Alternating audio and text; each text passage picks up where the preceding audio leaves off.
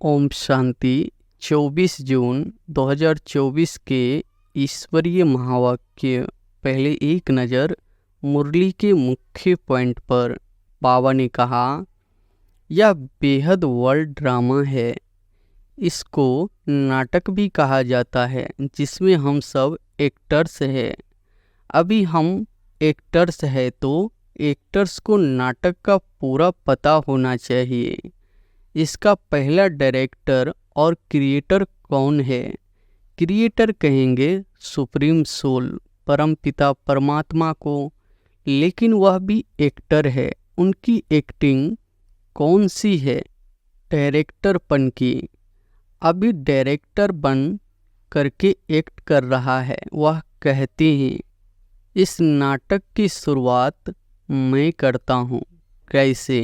जो प्यूरिफाइड सतयुगी दुनिया है, जिसको नई दुनिया कहते हैं, वह न्यू वर्ल्ड मैं क्रिएट करता हूँ। सभी एक्टर्स अभी प्यूरिफाइड बन रहे हैं। फिर इन्हीं एक्टर्स के द्वारा अनेक जन्मों का चक्र चलना है। पवित्र हुए मनुष्य दूसरे जन्म में देवताएं किंगडम में जाएंगे। वह किंगडम 2 युग सूर्यवंशी चंद्रवंशी रूप में चलती है। और फिर बाबा ने कहा, फिर दूसरे धर्मों का टर्न आता है। इब्राहिम, बुद्ध, फिर क्रिश्चियन, यह सभी धर्म स्थापक नंबरवार आकर के अपना अपना धर्म स्थापन करते हैं। वह नाटक तो 3 घंटे में पूरा होता है। इसको 5000 वर्ष लगता है, बाकी उसमें थोड़े वर्ष है। बस नाटक पूरा होकर के फिर रिपीट होगा। तो यह सारा विद्यांत बुद्धि में होना चाहिए। इसी को ज्ञान कहा जाता है। सारी वर्ल्ड, सारी पृथ्वी पर एक भारत का राज्य था, जिसको कहा जाता था प्राचीन भारत। उस समय का भारत गाया हुआ है। सोने की चिड़िया डिस्ट्रैक्शन करके फिर एक राज, एक धर्म और प्राचीन, वही नया भारत, नई दुनिया बनाता हूँ। समझा? उस दुनिया में कोई दुख नहीं, कोई रोग नहीं, कभी कोई अकाली मृत्यु नहीं। तो ऐसी लाइफ पाने के लिए पुरुषार्थ करो। यह कर्म क्षेत्र है। इस क्षेत्र में कर्मों से बोना है। जो कर्म हम बोते हैं वो फल पाते हैं। पाप कर्मों का बीज बोने का सिखला रहे हैं। और फिर लास्ट में बाबा ने कहा, तुम्हारे कर्म को मैं ऊंची क्वालिटी का बनाता हूँ। जैसे बीज भी उसी क्वालिटी का होगा तो उस क्वालिटी को बोएंगे तो उसका फल अच्छा निकलेगा। 2 मिनट साइलेंस। साइलेंस का मतलब I am soul. First silence पीछे टॉकी में आते हैं। बोलते समय हमारा बुद्धि योग अपनी उसी I am soul, first pure soul अथवा साइलेंस सोल, यह याद रखना। पहले जब सोल कंचन बनती है तब सारा तन कंचन प्योर बन जाता है। जिस होली कोमल तन में ही अति कशिश भरी हुई है। सत्य महावाक्यों की धारण करने से ही ईश्वरीय क्वालिटी आ जाती है। इस ईश्वरीय ज्ञान से ट्रुथ जवान रहती है, जिससे किसी का संग दोष चढ़ नहीं सकता। अपने प्रभु पिता पर अपना जीवन ही चढ़ा देते हैं, जिससे उन्हें जन्म जन्मांतर संपूर्ण देवताएं दिव्य शोभनिक तन प्राप्त हो जाता है। और अब सुनते हैं महावाक्यों को विस्तार से। मुरली का सार है, पवित्रता रूपी गुण को धारण कर डायरेक्टर के डायरेक्शंस पर चलते रहो तो देवताई किंगडम में आ जाएंगे। प्रातः क्लास में सुनने के लिए जगदम्बा माँ के मधुर महावाक्य। ओम शांति। इस दुनिया को नाटक भी कहते हैं। ड्रामा कहो, नाटक कहो, खेल कहो, बात एक ही है। नाटक जो होता है वह एक ही कहानी होती है। उसमें बहुत बायप्लॉट्स बीच में दिखाते हैं, लेकिन स्टोरी एक ही होती है। इसी तरह से यह बेहद वर्ल्ड ड्रामा है। इसको नाटक भी कहा जाता है, जिसमें हम सब एक्टर्स हैं। अभी हम एक्टर्स हैं तो एक्टर्स को नाटक का पूरा पता होना चाहिए कि किस स्टोरी पर यह शुरू होता है।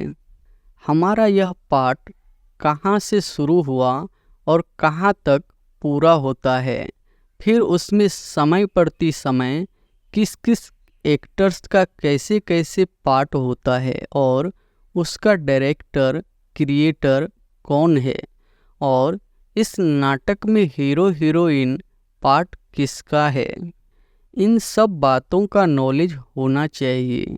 खाली नाटक कहने से तो काम नहीं चलेगा।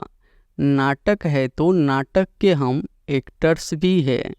अगर कोई ड्रामा का एक्टर है और हम उनसे पूछे कि इसकी क्या स्टोरी है, यह कहाँ से शुरू होता है, कहाँ पूरा होता है, अगर वो कहे हमें मालूम नहीं है तो इसको क्या कहा जाएगा? कहेंगे इसको इतना भी पता नहीं है। कहता है मैं एक्टर हूँ। एक्टर को तो सब बातों की जानकारी होनी चाहिए ना। नाटक शुरू हुआ है तो उसका अंत भी जरूर होगा। ऐसे नहीं शुरू हुआ है तो चलता ही चलेगा। तो इन सब चीज़ों को समझने का है। इस बेहद के नाटक का जो रचयिता है वो जानता है कि किस तरह से इस नाटक की शुरुआत हुई, इसमें मुख्य एक्टर्स कौन है और सभी एक्टर्स में हीरो एंड हीरोइन का पार्ट किसका है, यह सब बातें बाप समझा रहे हैं। यह सब नॉलेज जो रोज़ क्लास में आते और सुनते हैं वो समझते हैं। उन्हों को मालूम है कि इसका पहला डायरेक्टर और क्रिएटर कौन है। क्रिएटर कहेंगे सुप्रीम सोल, परमपिता परमात्मा को, लेकिन वह भी एक्टर है। उनकी एक्टिंग कौन सी है? डायरेक्टरपन की। वह एक ही बार आकर एक्टर बनता है, अभी डायरेक्टर बन करके एक्ट कर रहा है। वह कहते हैं इस नाटक की शुरुआत मैं करता हूँ। कैसे? जो न्यू प्यूरिफाइड सतयुग दुनिया है, जिसको नई दुनिया कहते हैं, वह न्यू वर्ल्ड मैं क्रिएट करता हूँ। अभी आप सब जो भी पवित्रता को धारण करके डायरेक्टर के डायरेक्शंस पर चल रहे हो, वह सभी एक्टर्स अभी प्यूरिफाइड बन रहे हैं। फिर इन्हीं एक्टर्स के द्वारा अनेक जन्मों का चक्र चलना है। यह बात ही समझते हैं कि अभी पवित्र हुए मनुष्य दूसरे जन्म में देवताई किंगडम में जाएंगे।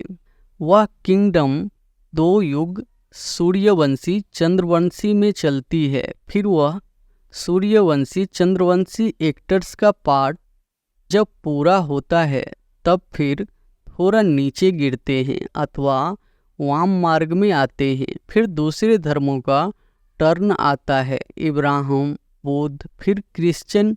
यह सभी धर्म स्थापक नंबरवार आकर के अपना अपना धर्म स्थापन करते हैं।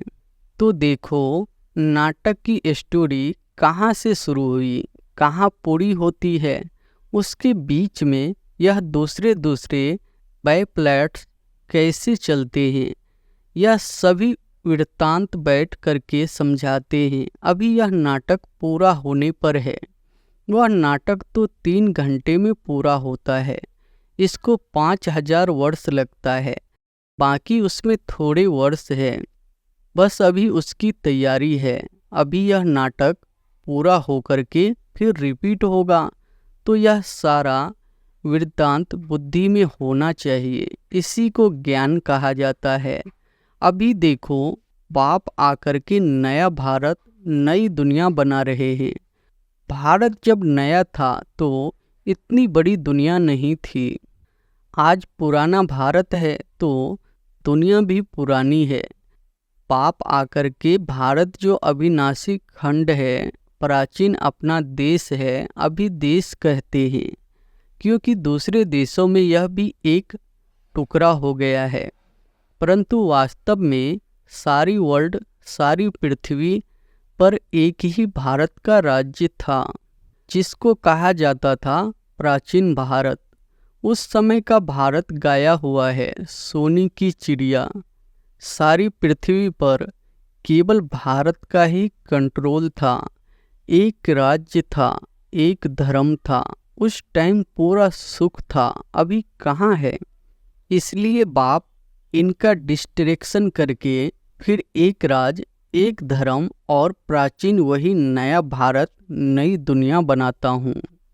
समझा? उस दुनिया में कोई दुख नहीं, कोई रोग नहीं, कभी कोई अकाली मृत्यु नहीं। तो ऐसी लाइफ पाने के लिए पुरुषार्थ करो। मुफ्त में थोड़ी ही मिलेगी, कुछ तो मेहनत करनी पड़ेगी। बीज बोएंगे तो पाएंगे, बोएंगे नहीं तो पाएंगे कैसे।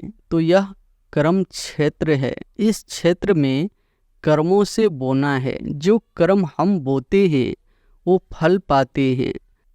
बाप कर्मों का बीज बोने का सिखला रहे हैं, जैसे खेती करना सिखलाते हैं ना।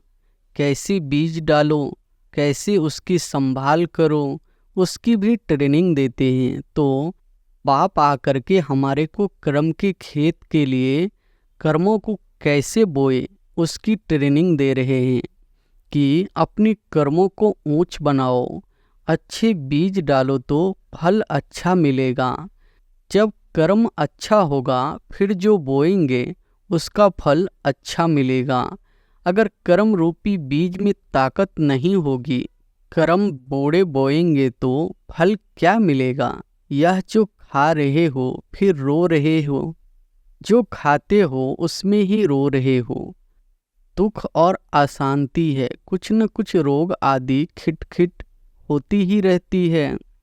सब बातें मनुष्य को दुखी करती है ना। इसलिए बाप कहते हैं अभी तुम्हारे कर्म को मैं ऊंची क्वालिटी का बनाता हूँ। जैसे बीज की उसी क्वालिटी का होगा तो उस क्वालिटी को ही बोएंगे तो उसका फल अच्छा निकलेगा।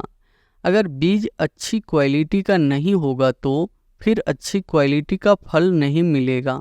तो हमारे कर्म की भी अच्छी क्वालिटी वाला बनाते हैं, तो वह श्रेष्ठ क्वालिटी का बीज अगर बोएंगे तो श्रेष्ठ फल मिलेगा। तो अपने कर्मों का जो सीड बीज है वह अच्छा बनाओ और फिर अच्छा बोना सीखो।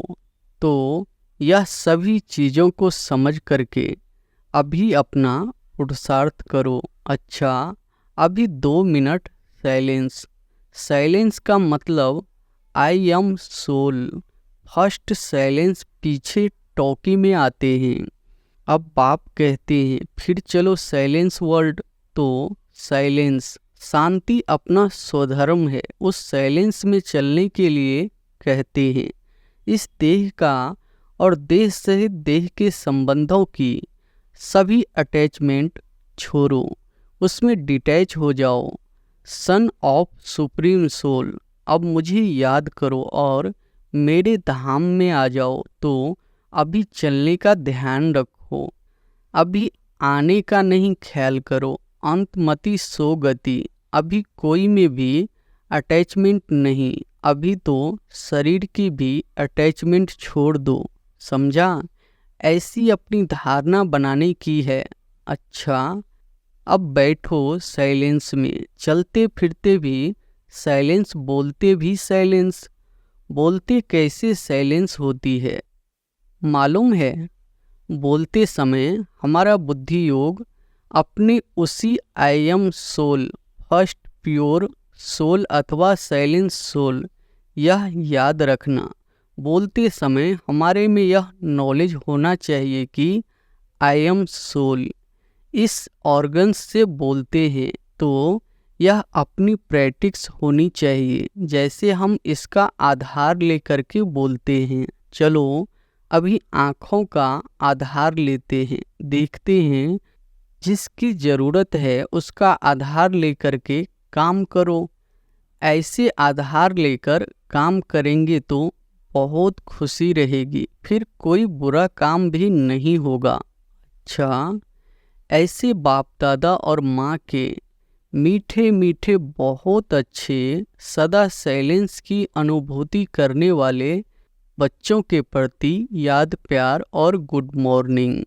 अच्छा, संदेश के तन द्वारा ऑलमाइटी पिता के उच्चारित महावाक्य मातेश्वरी जी के प्रति। हे शिरोमणि राधे बेटी, तुम निस्दिन मेरे समदिव्य कार्य में तत्पर हो, अर्थात वैष्णव शुद्ध स्वरूप हो, शुद्ध सेवा करती हो, इसलिए साक्षात मेरा स्वरूप हो। जो बच्चे अपने पिता के फुट स्टेप नहीं लेते उन्हों से मैं बिल्कुल दूर हूँ, क्योंकि बच्चा तो फिर पिता के समान अवश्य चाहिए। यह कायदा अभी स्थापन होता है जो सतयुग त्रेता तक चलता है। वहाँ जैसे बाप वैसा बेटा, परंतु द्वापर कलयुग में जैसा बाप वैसे बेटे नहीं होते। अभी बच्चे को बाप समान बनाने का परिश्रम करना पड़ता है, मगर वहाँ तो नेचुरली ऐसा कायदा बना हुआ है जैसे बाप वैसा बेटा। जो अनादि कायदा इस संगम समय पर ईश्वर पिता प्रत्यक्ष होकर स्थापन करता है। मधुर माली की मधुर मीठी दिव्य पुरुषार्थी बेटी, अब तुझे बहुत रमणीक स्वीटनेस बनना और बनाना है। अभी वर्ल्ड सार्वभौमिकी की चाबी सेकंड में प्राप्त करना और कराना तुम्हारे हाथ में है। देखो, ऑलमाइटी जो हर एक जीव प्राणी का मालिक है, वो जब प्रैक्टिकल में इस क्रम क्षेत्र पर आया है तब सारी सृष्टि हैप्पी हाउस बन जाती है। इस समय वही जीव प्राणियों का मालिक अव्यक्त रीति से दृष्टि को चला रहा है, लेकिन जब वह प्रत्यक्ष रूप में देहधारी बन मालिकपन के क्रम क्षेत्र पर आता है तब सतयुग त्रेता के समय सभी जीव प्राणी सुखी बन जाते हैं। वहाँ सच की दरबार खुली रहती है। जिसने ईश्वरीय सुख प्राप्त करने अर्थ पुरुषार्थ किया है उन्हों को वहाँ सदा के लिए सुख प्राप्त हो जाता है। इस समय सभी जीव प्राणियों को सुख का दान नहीं मिलता है, पुरुषार्थ ही प्रारब्ध को खींचता है। जिन्हों का ईश्वर से योग है उन्हों को ईश्वर द्वारा संपूर्ण सुख का दान मिल जाता है। ओहो, तुम वही शक्ति हो जो अपनी ईश्वरीय ताकत का रंग दिखाए इस आसुरी दुनिया का विनाश कर दैवी दुनिया की स्थापन कर रही हो। फिर पीछे सभी शक्तियों की महिमा निकलती है। अभी वह ताकत तुम्हारे में भर रही है। तुम सदा अपने ईश्वरीय बल और रुहाब के मर्तबे में रहो तो सदा अपार खुशी रहेगी। नित्य हर्षित मुख, तुमको नशा होना चाहिए कि मैं कौन हूँ, किसका हूँ, हमारा कितना सौभाग्य है, कितना बड़ा पद है। अभी तुम पहले सेल्फ का स्वराज प्राप्त करते हो, फिर सतयुग में युवराज बनेंगे, तो कितना नशा चाहिए। इस अपने भाग्य को देख खुशी में रहो। अपने लक को देखो, उससे कितनी लॉटरी मिलती है। ओहो, कितना श्रेष्ठ तेरा लक, जिस लक से बैकुंठ की लॉटरी मिल जाती है। समझा? लकीएस्ट दैवी फूल बच्ची, इस सुहावने संगम समय पर स्वयं निराकार परमात्मा ने साकार में आकर यह ईश्वरीय फैक्ट्री खोली है, जहाँ से कोई भी मनुष्य अपना विनाशी कफन दे अविनाशी ज्ञान रत्न ले सकता है। यह अविनाशी ज्ञान रत्नों की खरीदारी अति सूक्ष्म है, जिसको बुद्धि से खरीद करना है। यह कोई अस्थूल वस्तु नहीं है जो इन नयनों से देखने में आए, मगर अति महीन, गुप्त, छिपी हुई होने के कारण इनको कोई भी लूट नहीं सकता है। ऐसा सर्वोत्तम ज्ञान खजाना प्राप्त करने से अति निरसंकल्प सुखदायक अवस्था रहती है। जब तक कोई ने यह अविनाशी ज्ञान रतन खरीद नहीं किया है, तब तक निश्चित, बेफिक्र, निरसंकल्प रह नहीं सकता। इसलिए इन अविनाशी ज्ञान रत्नों की कमाई कर अपनी बुद्धि रूपी सूक्ष्म तिजोरी में धारण कर नित्य निश्चित रहना है। अविनाशी धन में तो दुख समाया हुआ है और अविनाशी ज्ञान धन में सुख समाया हुआ है। जैसे सूर्य सागर के जल को खींचता है जो फिर ऊंचे पहाड़ों पर बरसता है, वैसे यह भी डायरेक्टर ईश्वर द्वारा वर्षा बरसती है। कहते हैं शिव की जटाओं से गंगा निकलती है। अभी इनके मुख कवल द्वारा ज्ञान अमृत धारा बरस रही है, जिसको ही अविनाशी ईश्वरीय धारा कहा जाता है, जिससे तुम भागीरथ पुत्र पावन हो, अमर बन रहे हो। यह सिरताज बनने की वंडरफुल मंडली है। यहाँ जो भी नर और नारी आएंगे वह सिरताज बन जाएंगे। दुनिया को भी मंडली कहा जाता है। मंडल अर्थात स्थान। अब यह मंडली कहाँ टिकी हुई है? ओम आकार में अर्थात अहम स्वधर्म में, और सारी दुनिया स्वधर्म को भूल प्रकृति के धर्म में टिकी हुई है। तुम शक्तियाँ फिर प्रकृति को भूल अपने स्वधर्म में टिकी हुई हो। इस दुनिया में सभी मनुष्य निराकार ईश्वर को याद करते हैं, जिसे अपने नयनों से देखा भी नहीं है। उस निराकार में उन्हों का इतना अति प्यार रहता है जो कहते हैं, हे ईश्वर, अपने में मुझे लीन कर दो। परंतु कैसा वंडर है जो स्वयं ईश्वर जब साकार में प्रत्यक्ष हुआ है तब उनको पहचानते नहीं है। ईश्वर के बहुत प्यारे भक्त ऐसे कहते हैं, जिधर देखता हूँ उधर तुम ही तुम हो। भले वो देखते भी नहीं है, परंतु बुद्धि योग से यही महसूस करते हैं कि ईश्वर सर्वत्र है। लेकिन तुम अनुभव से कहते हो कि स्वयं निराकार ईश्वर प्रैक्टिकल साकार में यहाँ आए पधारा है। अब सहज ही तुम मेरे से आकर मिल सकते हो, परंतु कई मेरे बच्चे भी साकार में प्रभु पिता को पहचानते नहीं है। उन्हें निराकार अति मीठा लगता है, परंतु वह निराकार जो अभी साकार में प्रत्यक्ष है, उसको अगर पहचान लेवे तो कितनी न प्राप्ति कर सकते हैं, क्योंकि प्राप्ति तो फिर भी साकार से होगी। बाकी जो ईश्वर को दूर निराकार समझते और देखते हैं, जिन्हों को कुछ प्राप्ति नहीं है, वो ठहरे भक्त, उन्हें कोई ज्ञान नहीं।